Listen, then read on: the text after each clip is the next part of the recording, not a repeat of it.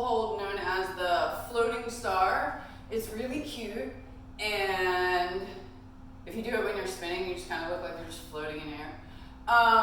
So I'm going to show you one way to get into it, and there's actually more than one way to get into this, and that second way I will show you, but not in this tutorial. We will revisit that later, because the floating star actually is one of those ones that's cute on its own, but leads to other moves as well.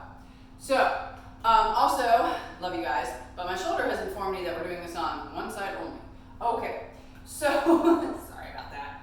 Okay, so it's helpful to know what side you want to do this on first and foremost, because that will let you know which side, what direction to, which foot to have in front and which foot to have in back when you climb up, okay?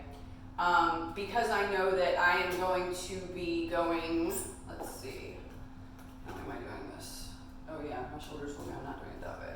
So I'm doing it this way. So one thing I like to do before I even start anything that's going to require a, a wrapper on the pole is I showed you guys this stretch, right? Okay? So make sure you're ready. Now, as you can see with this stretch, there's a reason I'm showing you this. I'm not just blowing time here. There's a point to this. When you climb up the pole, the foot that you have in front will determine which direction you're going. So if you know that you want to have your left arm back, which for me that's what we have to do today because my right shoulder has said, nope, not happening. I'm going to have my left foot in back and my right foot in front when I climb up. Because I'm going to then climb up as high as I can.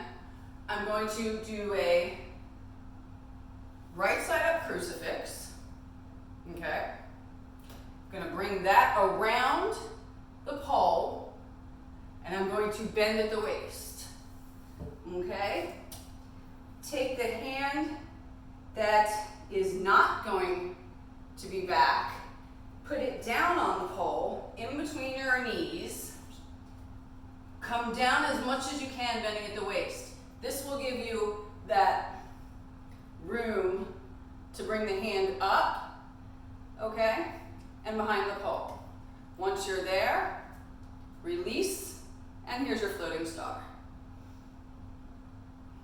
So you're staying on because this and this are keeping you on. When you're done, come out and you can take it into, if you wanted to, aerial body wave or anything else on the pole, okay? Like I said, there is another way to get into it, and I will absolutely show you guys that on another tutorial. So one last time, because I am going with my left arm back, I'm going to climb with my left foot in back and my right foot in front.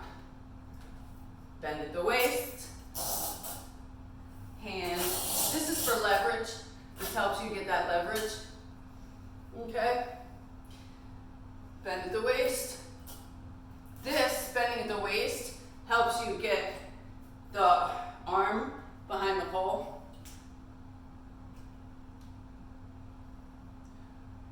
All right. Safe and happy bowling.